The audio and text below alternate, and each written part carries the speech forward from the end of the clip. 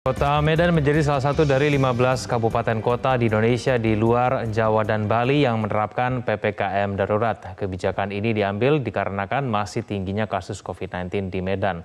Informasi selengkapnya kita bergabung dengan Dana Pangaribuan langsung dari Medan, Sumatera Utara.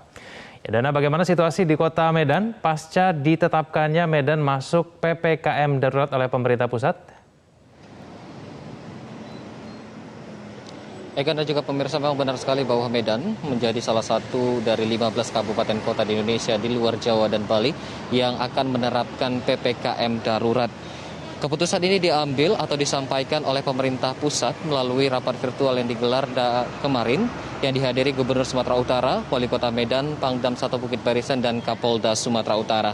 Gubernur Sumatera Utara yang dikonfirmasi menyatakan bahwa Medan masuk dalam kategori PPKM darurat dikarenakan masuk dalam level asesmen 4 yang artinya ada lebih dari 30 orang per 100.000 penduduk dalam sepekan yang dirawat akibat terpapar COVID-19. Selain itu, berdasarkan data KPCPEN per 8 Juli, cakupan vaksinasi Kota Medan dosis 1 masih berada di angka 25,36%. Dan kondisi bor tempat tidur di Kota Medan mencapai 49%. Kota Medan sebelumnya sudah menerapkan PPKM mikro ketat, yang artinya saat ini masih dalam masa transisi menuju PPKM darurat. Namun saat ini pihak kepolisian dan juga Pemkot Medan beserta stakeholder terkait sudah melakukan skema dengan melakukan skema penyekatan atau pemeriksaan di pos-pos, yakni ada 5 pos penyekatan dan pemeriksaan yang disediakan. Dan akan ada pengalihan arus lalu lintas di dalam kota yang berlaku pada pukul 7 malam hingga pukul 00 dini hari. Salah satunya posko penyekatan atau pemeriksaan saat ini saya berada adalah di posko penyekatan yang berada di Simpang Medan Tuntungan. Posko ini dijaga oleh petugas kepolisian dan juga Satpol PP serta TNI dan juga Dinas Kesehatan yang saat ini masih dalam masa istirahat dan nanti akan dilanjutkan lagi untuk pemeriksaan. Posko penyekatan ini digelar mulai hari ini dan dilaksanakan setiap hari menuju nanti masa PPKM darurat dan digelar pada pukul 8 pagi hingga pukul 5 sore. Di mana nanti posko ini diadakan untuk memeriksa protokol kesehatan bagi masyarakat yang akan memasuki Kota Medan, terutama penggunaan masker. Dan selain itu nantinya akan ada pemeriksaan rapid antigen bagi masyarakat yang menggunakan kendaraan bernopol di luar dari Provinsi Sumatera Utara. Jika nantinya ada yang dinyatakan reaktif, maka akan dilakukan rujukan dan diminta putar kembali ke arah asal mereka. Dan kemudian bagi yang non-reaktif akan boleh memasuki kawasan Kota Medan. Hal ini dilakukan dalam upaya mengoptimalkan masa transisi PPKM darurat dan juga mencegah penyebaran COVID-19 di Kota Medan yang masih terus mengalami peningkatan. Dan berdasarkan data tim Satgas COVID-19 Kota Medan per tanggal 9 Juli 2021, kasus COVID-19 Medan dalam satu hari naik sebanyak 99 kasus, menjadi total kini kasus kumulatif mencapai 19.106 kasus. Dengan rincian 1.304 diantaranya masih menjalani perawatan.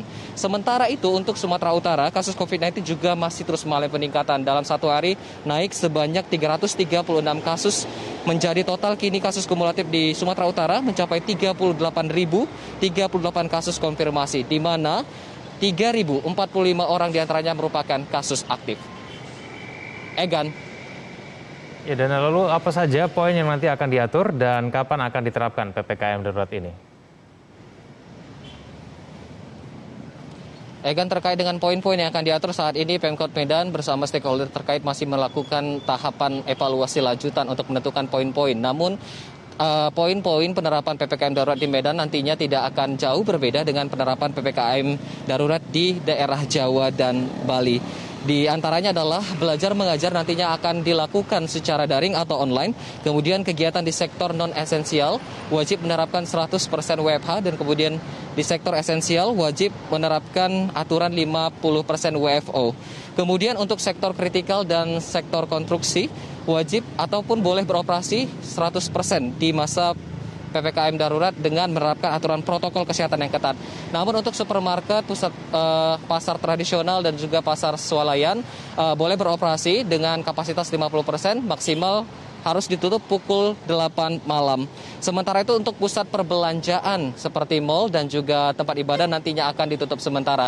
Yang artinya pelaksanaan sholat Id nantinya dapat dilakukan di rumah masing-masing dengan pemberian daging kurban diantarkan ke rumah. Dan pemberlakuan PPKM darurat di Kota Medan nantinya akan diterapkan pada tanggal 12 Juli mendatang atau Senin pekan depan. Demikian Egan yang bisa kami sampaikan, kembali ke Anda di studio. Baik, terima kasih atas informasinya. Dana Pangaribuan langsung dari Medan, Sumatera Utara.